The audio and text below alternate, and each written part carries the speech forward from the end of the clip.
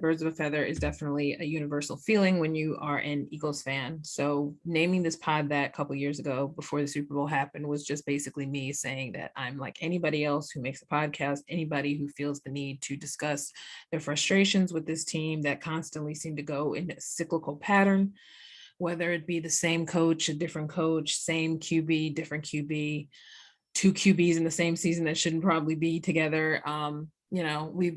We've seen it all. Granted, now I was born in '78, and a lot of the stuff that my father and generations of his ilk probably have seen the worst of this organization. But I feel like this is now heading back towards that. I feel like this is becoming. I feel like this is starting to become the. What is it? It's starting to turn into what's probably going to be another quiet period before they get it right. And even when these Eagles do get it right, you've noticed that it doesn't last long. So to me, it always comes down to money. I think every pod that I've even recorded on my Spotify podcast or even on YouTube, and even other people I've discussed it with, other fans, it's kind of the same thing that ends up reverberating throughout a fan base, and that's Howie Roseman is a troll. And the front office obviously is not capable of understanding how hard it is for fans to get behind this team when it's constantly changing, when it could just stay the same at least for a season or two or three before they decide to switch it up. And then when they do decide to keep things, it's stuff that they probably should consider changing. I don't see this Nick Sirianni coaching staff lasting long, because already it's starting to show that the signs of Laurie and Roseman are starting to emit through press conferences, because the answers are starting to sound the same. And every game we know is different, but yet they produce the same result, which means that this is just going to be the way that Sirianni is going to choose to look at this team. And whether or not it's necessarily just a personnel issue, I don't even really think this team has to be that bad. Yes, there are players that, and there's still the issues with the linebackers. There's still the issues with the corners. There also are still some veteran players that are out, and there's still an issue with the consistency of the O-line. Namely, one of the reasons why is because losing Brandon Boyd, wow. That was like early 2000s, maybe mid 2000s. Brandon Brooks going down, but he should probably come back next month, maybe even December, with his strained pectoral issue. Lane has a personal issue, which has obviously nothing to do with football. So it obviously must be a familial, mental, who knows, but something has changed in the fact that Lane will not be part of this team right now. And Dillard and Mailata has pretty much had to learn and trust in what they should be acquiring skill-wise in the past year or so in training camps. And Mailata seems like he's been the most consistent one at showing more effort. Dillard is still struggling, but not hardly as bad, because honestly, I don't think he could be any worse. I think him being the first rounder is another sad reality about what happens after every draft year with this team. And there's always going to be hits or misses. Obviously, the biggest hit this past season was Devonta Smith. Now, the issue with Devonta Smith is that he may have been already figured out how to block and prevent from running his correct routes. He doesn't seem like he has an issue other than just maybe gaining a little more muscle to get away from these defenders that seem to prevent him from being able to make the kind of catches that he's been making, but he's had to fight for every single one. And as much as, I'm sure most fans want to say that it doesn't matter how skinny he is, but it does, because he has to be able to push off the defender and get to the ball. And a lot of the times that's mainly one of the reasons why he has to do these circus leaps to get any of the balls. But also his quarterback, Jalen Hurts, needs to stop underthrowing. And I didn't want to believe that that was a reality. I thought people were just being picky, because you realize that maybe if he does throw too hard, he might overthrow people. But that's been happening even with him and Carson and even, Flacco in preseason. So you're going to overthrow guys as a quarterback. It happens. But I think the problem with Hurts now is that he's not He's definitely not an accurate passer, but when he is on point, he's been on point. It's just not as much as he's missed, as much as he's underthrown. There were several passes that I even noticed last night during this Buccaneers game that he clearly was forcing players to have to run back to get the ball, and you shouldn't have to do that every other play. So that is a problem. I think that's also a trust factor, because maybe by the time he breaks from the pocket collapsing, because he's so quick to want to run instead of going through reads, that he's just throwing it when he sees an opening, and that may not be his best throw every time. Now, excuse me, mind you that the Atlanta Falcons game was obviously their most successfully clean offensive and defensive game, but it was also the last time that this team looked even remotely cohesive. And there have been 5 games since then that have not been as cohesive, but they've lucked out in coming back at the right times with San Francisco. No, they lost San Francisco, didn't they? Yeah, they lost to San Francisco. They won, they beat Carolina. But that game was so close that it almost felt like they might as well have just gotten blown out. And I feel like every single game has come down to a play or two that they could have probably done earlier that would have allowed more open lanes and allowed more possibilities to score in the red zone had they just trusted to run the ball. And poor Miles Sanders now at this point, whether or not years before it was either the issues with his hammies or they just didn't feel like he was breaking the he was figuring out how to get through the O-line, finding the holes. Now I wonder now if it's just the coaching staff is not enamored with him and using him too early. I don't like this using Miles Sanders in the fourth quarter. I'm still not understanding why that happens, especially when you know that this team can run the ball as long as they keep doing it for more than one series and more than one play. The fact that the biggest runs that Miles has had has always been towards the end zone. I don't know if maybe the philosophy now with this new coaching staff is that it seems like it's better off to use him when the defense starts to look a little tired. And honestly, the Buccaneers weren't even really trying last night. That's the most maddening thing, is that the score could have been like 40-2 and it would have made more sense. I just called into Mike Missanelli today, and I don't think he understood that every game they had a chance to win. And granted, they probably weren't going to win, but since Atlanta, I think there were many times that they had shots to get in there and at least try to challenge the opponent to the point where they could possibly have won it. Now, mind you, every little technical glitch is going to be the reason why they're never going to possibly end up in the playoffs, even if they tried this year. It's the mental philosophy that this coaching staff has that's probably never going to show itself with this team. It's probably the wrong mix of players versus staff. Maybe some of these players are purposely not trying that much because they probably don't see they're not buying in, and that seems to be a common theme with some of these teams that never really make an impact enough for the fans to even support. Every week you're going to watch, we got a nice little 10-day break before they play again because, last night was a back-to-backer after the Monday night game. And I think at this point, Sunday night, I'm sorry, was it Sunday? Oh my God, everything's starting to blend. But the point is, I gave myself about 6 or 7 weeks. And I think I might have even said when me and Eddie were talking about it, maybe week 8, we would know this team's identity.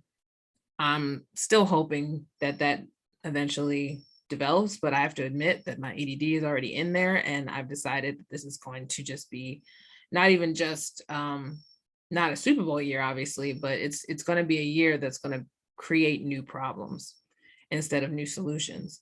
You run the risk of any new squad not always guaranteeing the best result, but at least looking competent and capable of winning. And now you question even if they can win in Las Vegas. You question if they can win with any of the easier teams later in the season, because apparently they just got through their most challenging opponents so far, and they don't have a bye until week 14, which at that point, like, who's going to be left? I just dread that half of this team will be already injured or, not even worthy of starting by week 14, that a bye won't even mean anything by then. And mind you, they have 17 weeks this year. So it's going to go fast, but then it's not, because we know every game is going to look crappy, or at least it's probably going to result in a couple of ups and downs, and then finally just a flat out loss.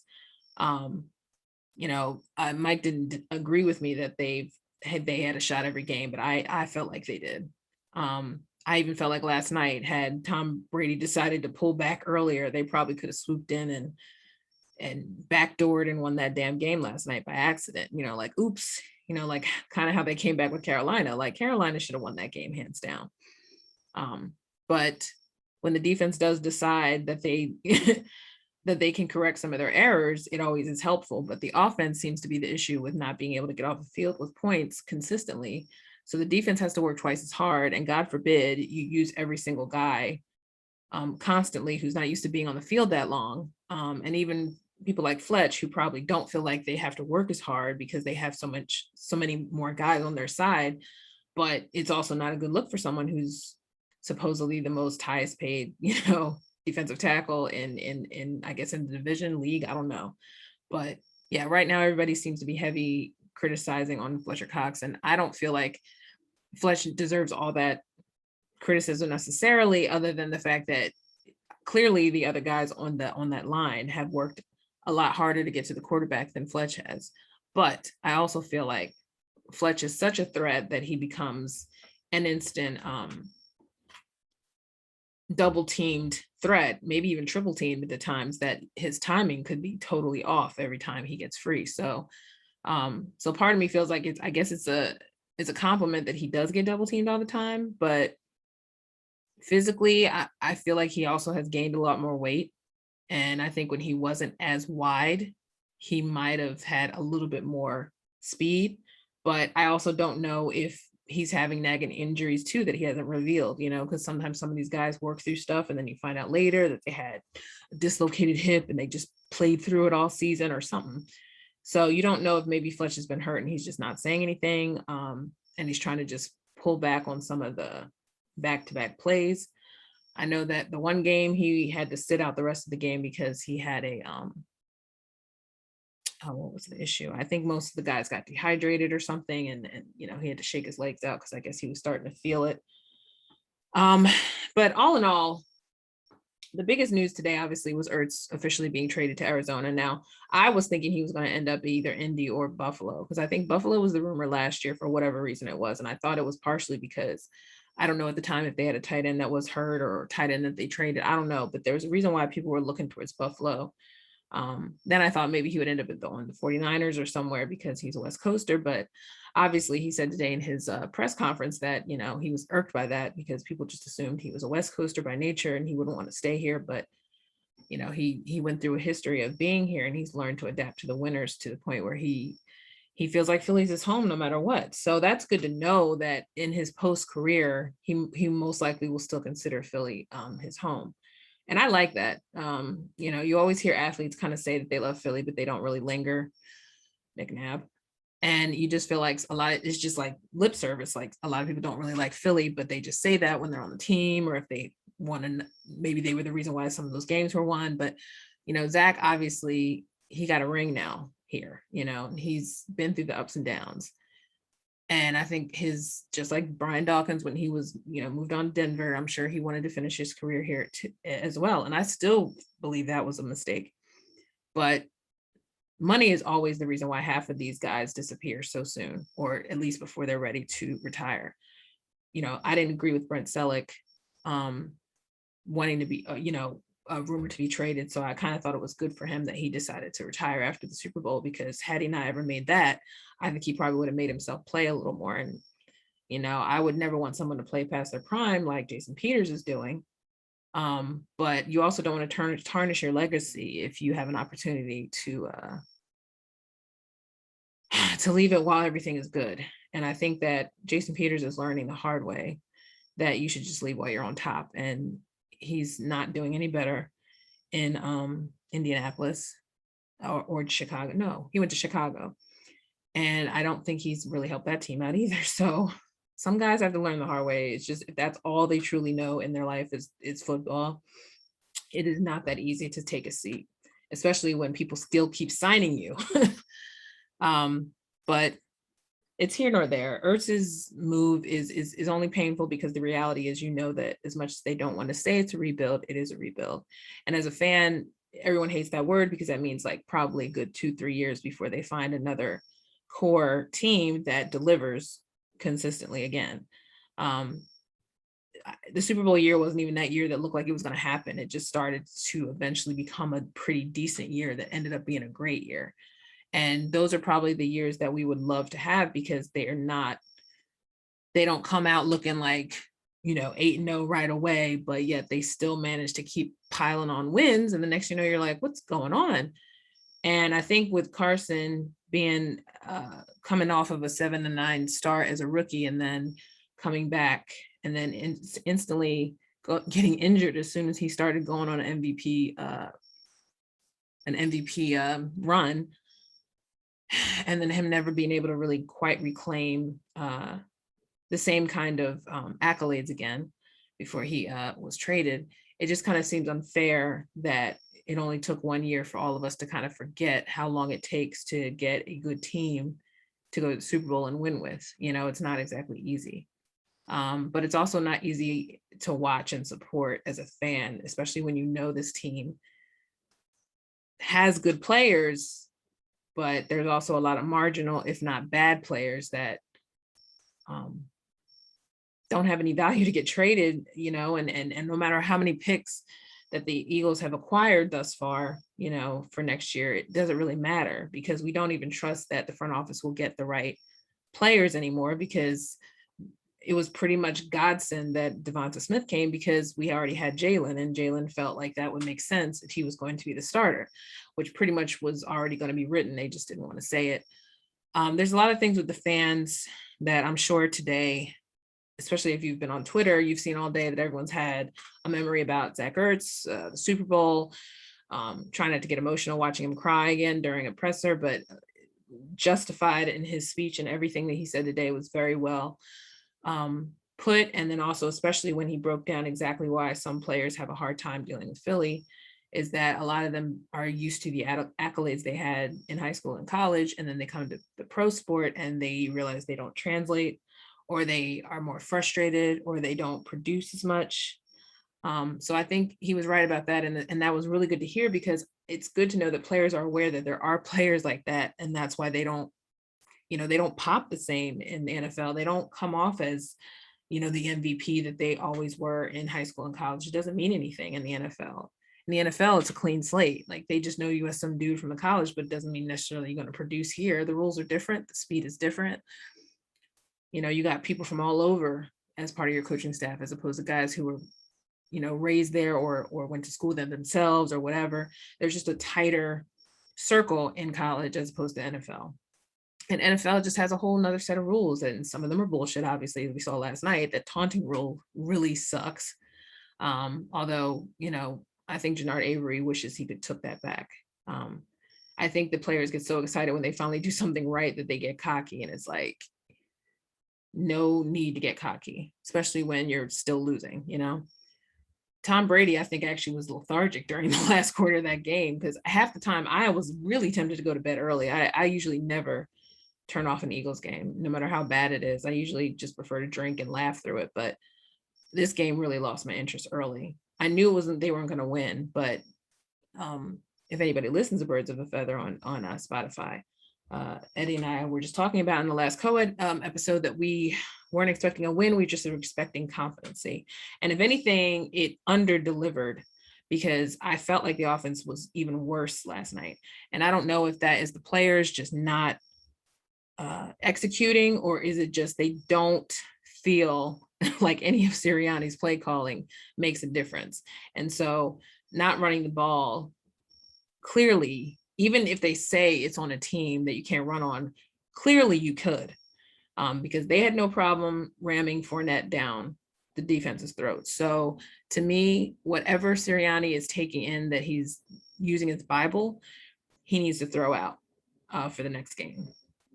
because right now the Raiders are vulnerable and they could very much go in there and show up with Derek Carr in them.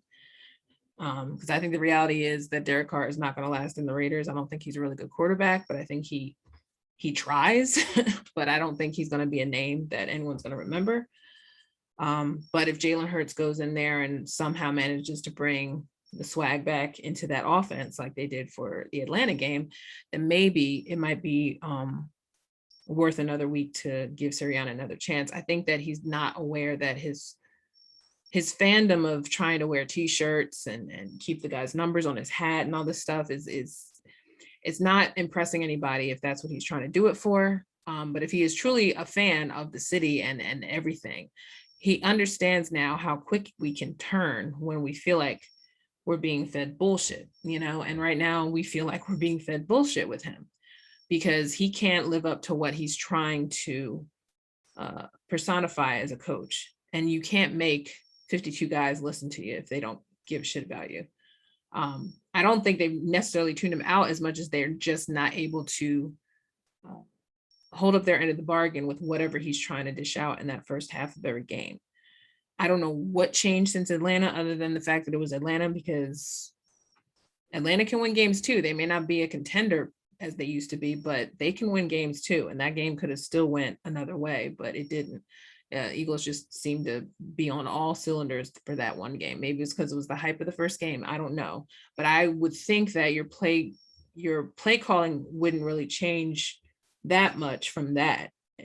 And the execution shouldn't be any different for a different team. Now, mind you, I know Falcons are not going to be, Cowboys or any of these other teams that are doing good. But whatever clicked for the Panthers game should have at least tried to sell itself throughout the Buccaneers game last night, because for them to be able to tie in the first quarter alone and not wait until the second half, to me, that was one improvement already, was that they were willing to get the red zone scoring corrected, at least for this game, even though I didn't think there was a chance in hell that they could win. I think a lot of people wanted to believe that they could shock the world, but I knew that was farce. And it's not even just because it was Brady. It was just because they're just too consistent of a team to lose this game. And that's why I think eventually the Buccaneers did pull up and just whatever for the last, quarter of that game, because they just weren't getting any kind of competition and just became boring. The thing I feel bad about Sirianni is he's going to have to sell to himself, even if the players tune out, that he is doing everything right. They just need to do their part. It's sad to me that a coach has to sell that, especially every presser, when you know that clearly he doesn't believe that. But obviously he would look weak and unstable if he doesn't believe in his own system, especially because half of the people on his staff are people that he's trusting. But because they don't really know how this team really flows every week to week, because a different player might exude something on a different week. So they feel like, why change it when that person probably wasn't having a good game last week, but they were able to do it this week. So you have to sit there and just watch the guinea pig of a team trip up every other week until they get it on the same page. Now, mind you, I am sad about Ertz, but I'm also glad for Ertz that he's going to the Cardinals because they're 5-0. Now, mind you, things could change, but he's on a pretty damn good, stable roster. I mean, him and DeAndre Hopkins, James Conner, AJ Green, all these players on there, Kyler Murray, who's pretty much blazing a whole nother trail for his little self.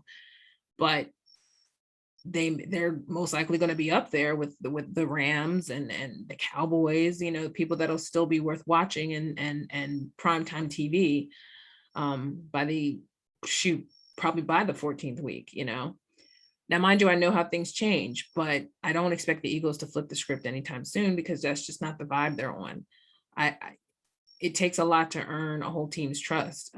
Nevertheless, the fans, because if there's the reason why the emotions with me today are mostly just because I know what we have to sit through again for another year or two. And I don't think Lori's going to have the cojones to even try to give up on Sirianni after this year. It would be just a miracle if Howie even made it through another season unscathed. But I just feel like someone in the front office has to realize that they're doing something is not gelling anymore.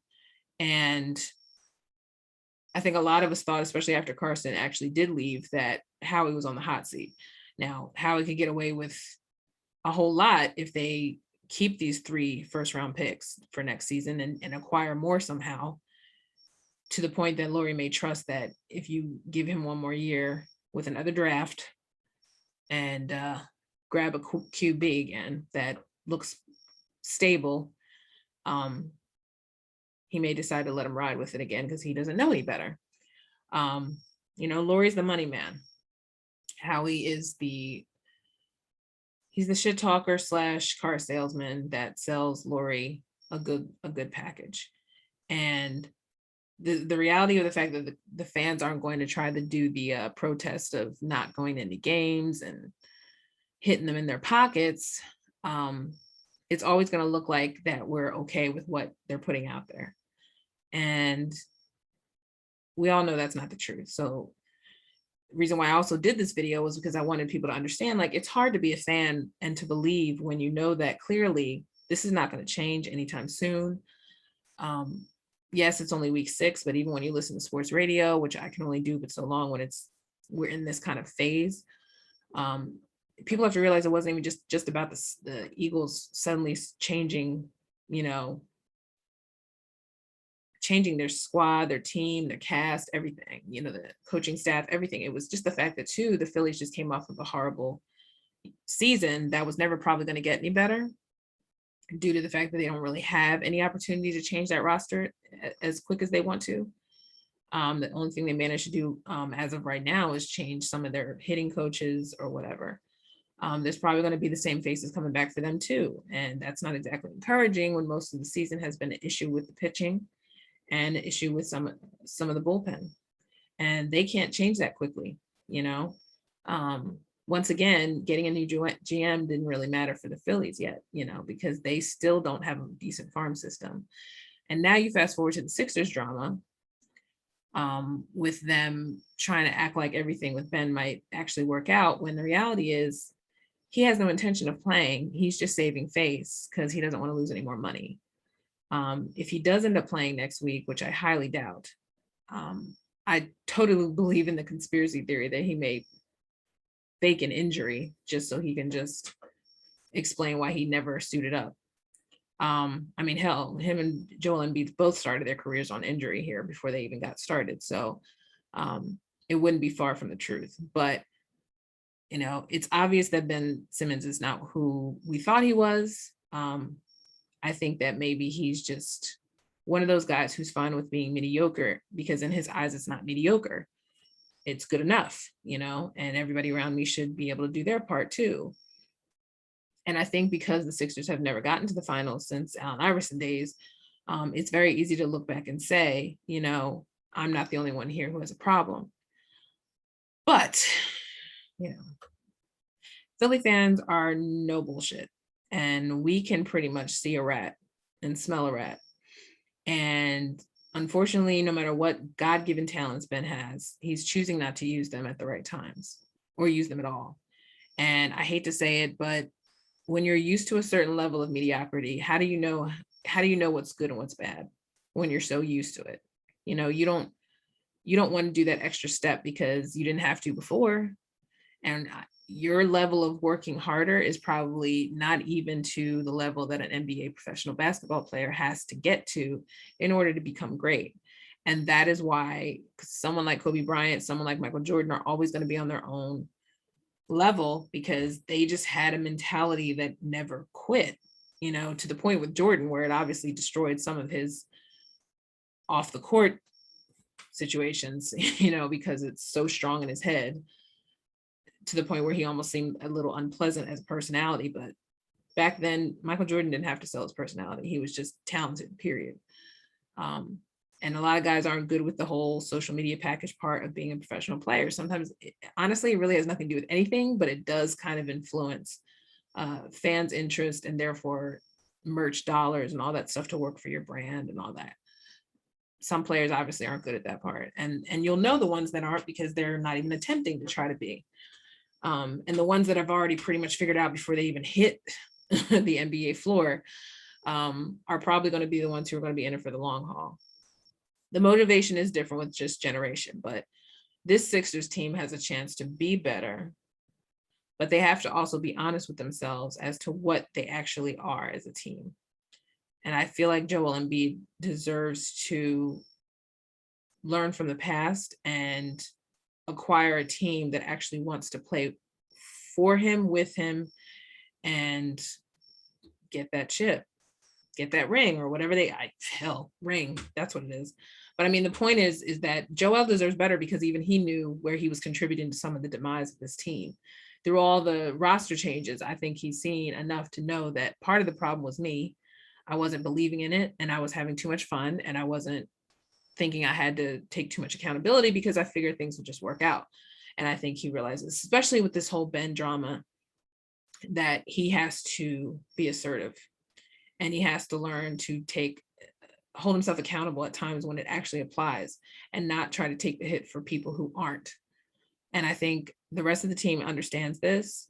I think they know that a lot of that stuff that happened just ended in May.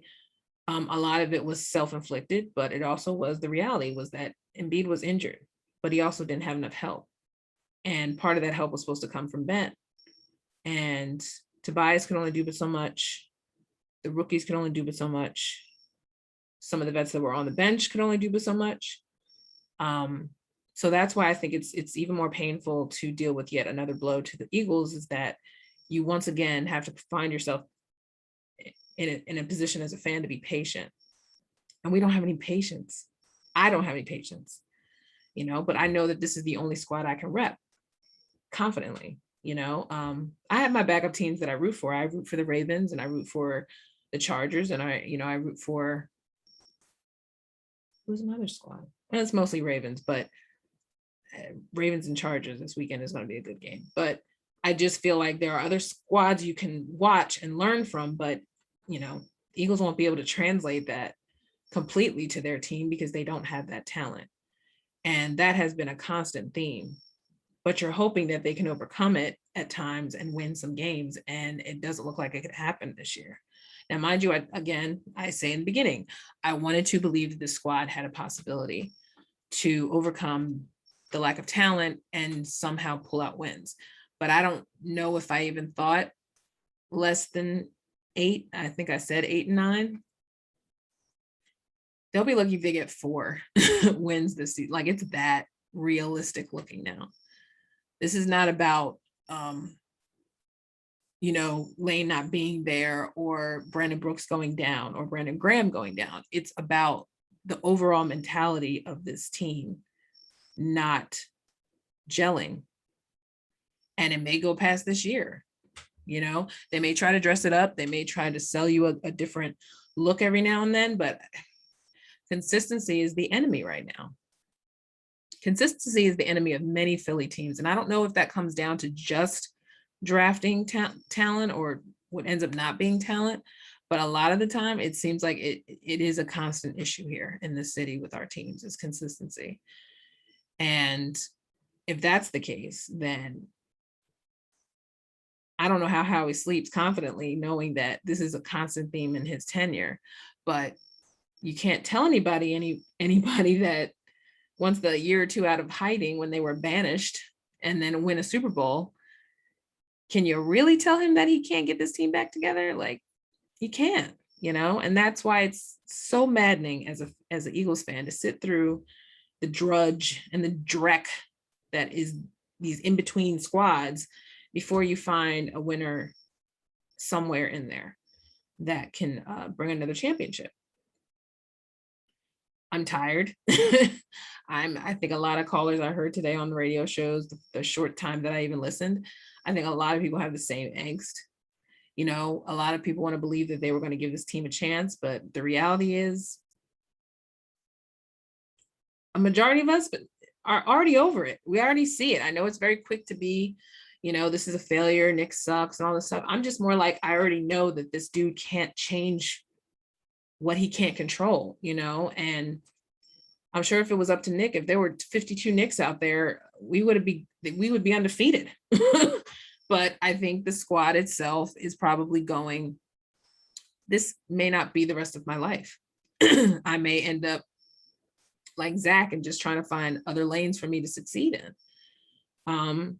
Some guys may retire early, who knows? I mean, some guys may not feel like it's worth it. Some guys may just decide to just mail it in until next season. Because you can always tell when they do, and I wouldn't be shocked if you see Flacco before the bye. I wouldn't be shocked if you see Gardner Minshew before the year ends, and not because of injury to Jalen. It's more just like, do they have any faith in Jalen to begin with? And it sounded like a lot of criticism before Jalen even snapped the ball here. And I have to say, as a Black woman, I instantly thought it was because he's Black, because since Donovan, there hasn't really been that much criticism on a Black quarterback. I throw Vic in there because that's obvious why people criticized him. That wasn't just because he was Black, but that was, well, yeah, I think it was actually, but it obviously was because of why he was in jail with the dogs. And I think that it added to it. But there's also a slight undercurrent of mistrust with Black quarterbacks. And it's the same thing that's going on with Lamar, buried in the subconscious that, he's going to fuck it up at some point. And I don't have that feeling with Lamar, even with the almost getting himself to another level of playoffs. I still feel like Lamar can do it. I just also think there's circumstances you can't control, especially when there's competition in your division and when you have lost major players. Him and Hollywood finally got back on that same path this year, but for a while, nobody thought Lamar was going to even do as good as he's doing now because, he had COVID twice. A lot of players on the O-line are gone already, because they had injured. So a lot of people thought, and then he lost, back-to-back players in one freaking practice. So everybody thought, well, that team's not going anywhere. Well, what if they do? What if Lamar does beat out the Chargers this weekend? So I just don't feel like there's as much skepticism with these other white quarterbacks as there is with Black. And I think it's very easy to just sum up that Jalen's not going to do anything. And then now that he's actually not looking as sharp, and I'm just more mad at the team as a whole and Nick, because I know that this is already not going to work. Because in my head, I'm not blaming Jalen for everything. I get frustrated with Jalen, but I'm not to the point where I'm like, he's not capable of being better. I think he is. I do want his press conferences to be a little bit more lengthier. I feel like he needs to actually answer the questions directly now because the cliches aren't going to work anymore. I think that a lot of the Philly press has been nice, but I think at some point they're gonna press him, and they're gonna say, like, can you say something else other than, we'll get back there, or rent is due, or whatever. I think now he has to be direct and say, I thought I saw that person on that snap and that throw, and I guess I missed him. And I'm trying to avoid that, but it's hard when you have to make a quick decision. And I want Nick to honestly stop with the Lurie speak, because I'm not even gonna say his coach speak. He was being really honest within that first or two games, and all of a sudden it just became very Andy Reid-ish. And I just thought, he's compromised. He won't be able to be as blunt as he was, or at least how fanish he was and geeky he was starting to seem, like almost like he was just saying everything that every player would say, when they're just so amazed. And then all of a sudden he just locked into this whole, I got to do a better job crap. And I'm just like, that's obvious. But next, what do you think went wrong on this play? When you watch the tape, like, why isn't the press conference any different after watching the tape? And it seemed like after week 2, that disappeared. And so now I realize that Lurie just doesn't want his coaches looking incompetent, but at the same time, he's not also looking genuine now. And now I don't trust that he's going to ever really seem as raw as he started off with, even with that rough press conference that introduced him. I don't think he's comfortable with being himself now. Maybe he doesn't trust himself. I don't know, but I know us fans sure as hell don't. I know we want to believe him. I don't think it's as deep as hate, but it's more just like hating going through this process again of watching somebody figure it out every week when other teams are just gliding by. And our division is horrible, and the Giants just got Daniel Jones back from concussion. How do we know that the Giants won't have a burst? Even after Saquon just went down again with an ankle injury, how do we know 5 games from now the Giants could be on top of the division? Like, you just don't know. And every little week is precious. So the 10 days that they don't have to meet up, Nick should be thinking of different ways to start this offense on a better note. And I'm not expecting anything but the same crap. And that's really depressing. I would even be impressed if he decided to just let Jalen go deep for the first pass, and he hasn't done that yet. To me, that would at least be kind of going kind of rogue for a little bit and give some kind of jump to the, the offense. But I also know that Jalen has to learn how to trust his reads. And if that's not the quarterback he's going to be, I can see already then why they wouldn't want to keep him, because he doesn't do the progressive reads. And a lot of people have this thing about him not being under center. I'm more just like, give it time before the pocket collapses. He's not even giving it time. He's so convinced he has to run to the right no matter what. And that's not cool, because the O-line gets shuffled really quickly. And that means that he may not, the running back or somebody may not get a block in time because he's already bolting, and that might have worked for the first couple games, but it's just like, dude, they're going to figure you out even faster now. That is why Shaq Barrett was on his ass last night, from the Bucks, because a lot of people didn't think Shaq was that fast. But I'm like, well, if he already knows what Jalen's going to do, all he got to do is it's getting predictable. And I don't know how in week 6 you can already be predictable with a new squad, other than the fact that there's just a certain style they want you to do for the Eagles and they won't allow you to veer off of it. Or that was the mentality that he brought when they interviewed him, and they were like, well, that's just what we want you to do. So welcome home, and fans are like thinking that maybe he's young, maybe he'll take more risks. Well, we're still waiting for the risk. And I just, once again, I'm a state, I feel bad for Miles now, because I realize even if he didn't have a hammy, you wouldn't even know, because you don't see him until the end of the game. So I don't even think this is on Miles at all. I just think that they don't have him in the plans right away, because they don't think that he'll break a tackle quick enough, or that Jalen will even hand it off to him well enough. I think the reason why I can't really get mad at Jalen yet is that I know that in his heart, he's really trying to do what's best for him at that moment. But I also do think that he can change it, but he'll go back to what he knows. He can be smooth when he does decide to do those kind of trick plays, but they don't do them enough to me in order for me to think that he's trying to shake out of his patterns, and if they did decide to do trick plays a little more, I would probably be happier just to see something break up, this fallow ground of a rigid offense that's starting to form. You want to get him out of patterns early. You want to get him out of thinking too hard early, because you just don't want him to be locked in for the rest of the season that he can't change. And I just wish it was realistic to think that some of these players have more input than they're supposed to. Regardless of what Mike said to me today on the phone about them not having any clout, fuck clout.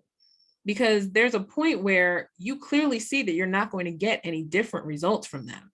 So why don't you listen to them? They might actually know what works for them and what's not going to work right now, because they're down like 3 players that usually contribute to what is supposed to actually work for Nick's plan. It's not going to work because we're down this person, because they normally do this and I can't do both. What is wrong with communicating is what I'm trying to ask. That's all I'm asking. Communicate to your coach, and maybe some shit can change before it's too late. Because you can't tell me these same things that don't work for Jalen can't work for Joe Flacco in his Flacco delivery, that couldn't work for Jalen for him. I fail to believe that there's not an opportunity to voice your opinion mid-season, knowing that they're not getting any more wins as much as losses. After a while, I don't think it should kill you to listen to your team in game time. I know that's probably not traditional, but I do feel like that's stuff that, regardless of clout, because no one on that team has clout at all, but if they've been watching film long enough, they know that, okay, we did this last week and this didn't work, so what about me trying this? So I just want to say, as a fan, Birds of a Feather is supposed to unite us in thought, and I just wanted to let it out that I'm nervous as hell to watch every game going forward, because it's going to be long, it's going to be tedious, it's going to be painful, especially because, like I said, every game they had a shot to win. Okay, regardless of what people think, every game was winnable. Every game is winnable, regardless of whether or not your team is that talented. If you have openings that could have been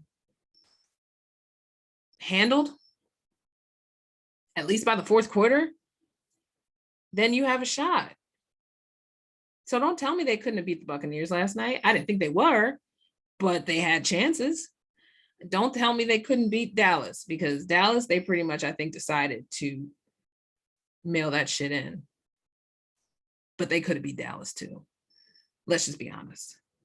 I think Jalen missed a wonderful opportunity to really swag it up for him. You know, even if he didn't know what the fuck he was doing, he might have been able to take a couple more bets on himself and probably gotten a higher score than what they turned out to get that night against Dallas. But they have one more shot at that. So maybe when the Dallas comes here, Jalen won't feel so much pressure. Because right now he's 0-2 for primetime games. And that alone will make everybody realize maybe he's not ready, you know, but he is a rookie technically, you know. So, I mean, Tua is just now probably getting back into the Miami lineup after he was hurt again. So Tua may be that dude that's constantly injured too. But, you know, for them being both from that same Alabama, Oklahoma, whatever their situation was, they all know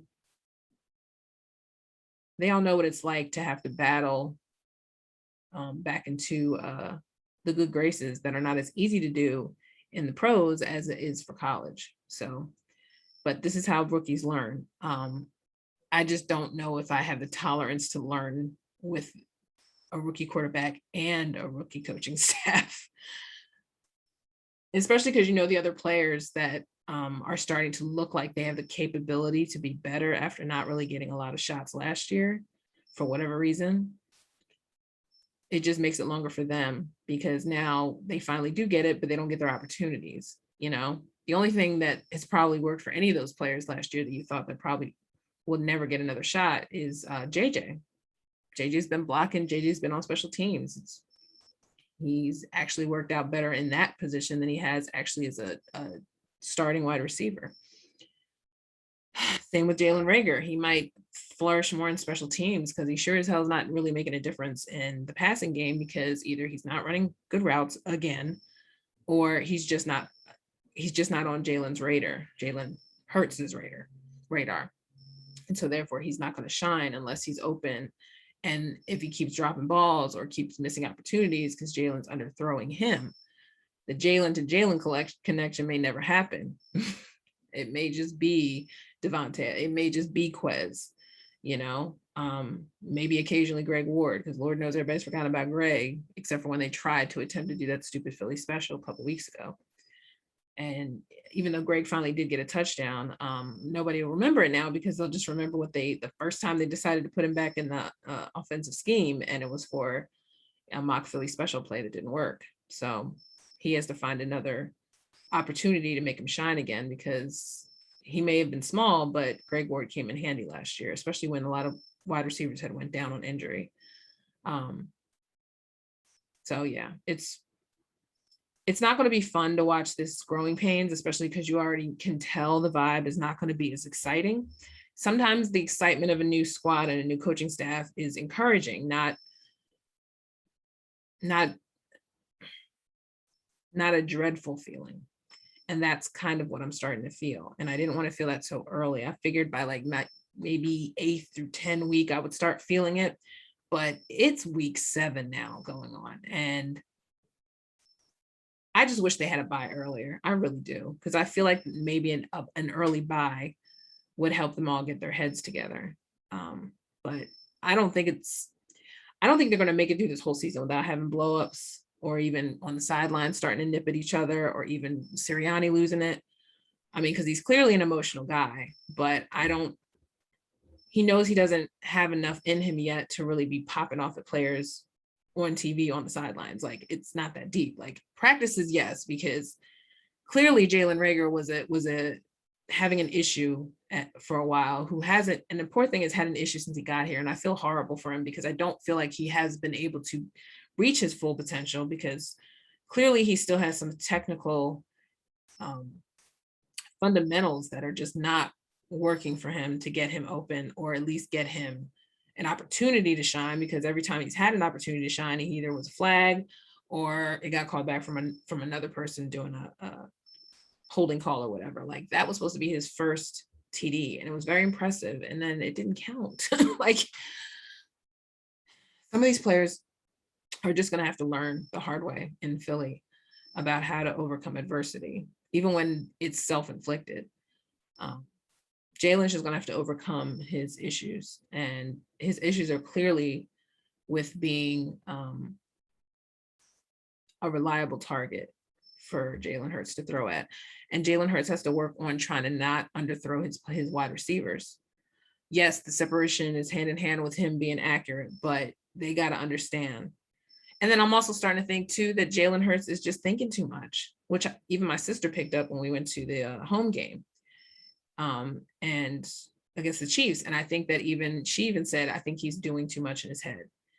And it's starting to make him just kind of guess too much. And the guessing is causing third downs, it's causing a series. I mean, they went 3 and out a couple times last night, and it wasn't even necessary, really. If the Bucs hadn't given them 2 back-to-back penalties, they probably wouldn't even gotten that touchdown last night. That was all because the Bucs kept screwing up and false starting and illegal conduct or whatever crap it was. But besides the fact that the refs were just stupid as usual and picky, Eagles didn't get any home calls. They didn't get any breaks. Some of those calls were just stupid. Like even one call, I swear someone even said like his feet were in, like give it to Quez, like his feet were in.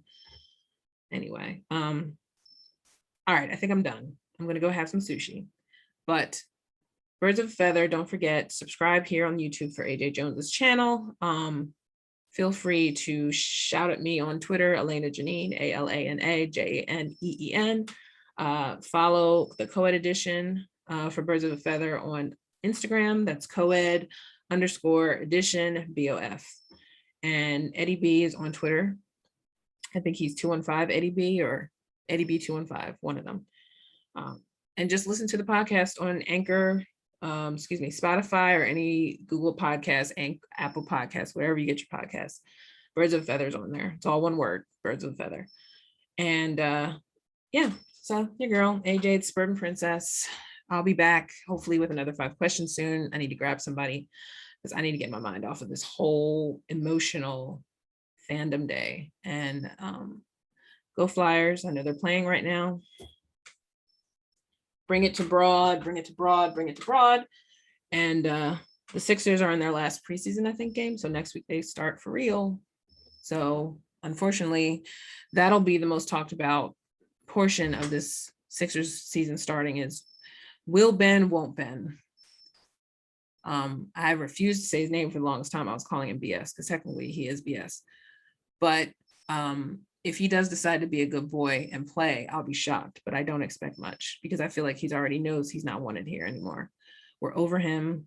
And I seriously doubt that in private that most of the players give a shit about what he's doing right now, but everyone has to be a team player, literally. So this is the time to be a team player. And I would not be shocked if all he ends up doing is faking an injury or deciding to just stay home, because there's little bitty gossip stories that are starting to leak now, as they do when a player is disgruntled. And, there's always reasons for everything, that possibly Ben might have lied about having COVID a year or 2 ago when the whole thing with him and Joel going to get their hair done. And the barber didn't have a conclusive COVID test. And because of contact tracing, that's the reason why Ben didn't play for one of the games. Apparently, the rumor is that he just didn't want to play or something like that. Anything's possible now because I don't think any of us know Ben like we thought we knew Ben. So it's very easy to think all negative things that come out now about him. But I personally am like, I don't care. The point is whether or not he had COVID is irrelevant. We don't even know if he's vaccinated, but we assume he's vaccinated because either way, him coming from overseas, you have a certain period where you can't do anything with anybody. And he hasn't done any group workouts yet. So, it still doesn't mean if he's vaccinated or not, but I would assume after all this, like, why would you even want to risk possibly really getting sick? I don't think he's trying to get that publicity anyway, because Kyrie is pretty much taking all the heat right now for his unvaccinated stance. That's a whole nother idiotic portion of this year that's starting to reveal itself too, with to vax or not to vax, but whatever. It's bullshit. It's not a personal decision when it comes to a team sport. End of discussion. Sorry. Yeah, so people, all the stuff I told you before, AJ the Suburban Princess. I'll be back hopefully with 5 questions. If not, the link up is still going. My panel show where I ask random questions with mixed company. So it could be a bunch of girls, a bunch of guys. It seems to be hard to get the girls together. So I might be another guy thing. I might include my buddy CoEd Eddie in that, because it might be a little easier to get him and his friends together than everybody else. And I want to talk to Prime from 4th and John and Evan. I've talked to Gail. So at this point now, I just have to try to get Prime by himself and Evan by himself. And so hopefully more things coming on AJ Jones' YouTube channel. Please subscribe. More to come. Thanks for listening. Go Birds, fly Eagles fly, bring it to Broad. Here they come. Hashtag all that stuff. Duke for Philadelphia Union. And thanks for listening.